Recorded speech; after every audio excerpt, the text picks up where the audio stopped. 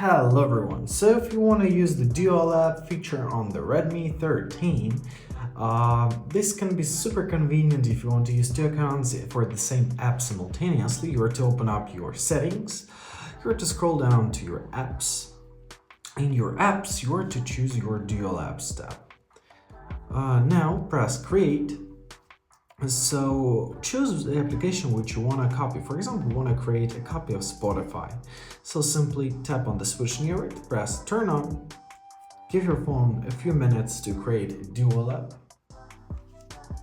Alright, after it was created, we can find our dual app right here on the home screen. So here's our first Spotify, here is our second Spotify.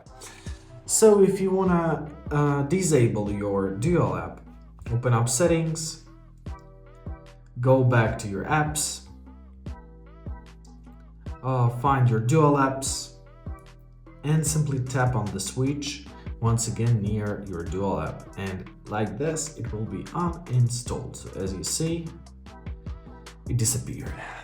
And that's it. I hope this video was helpful. Thank you so much for watching and have a great day.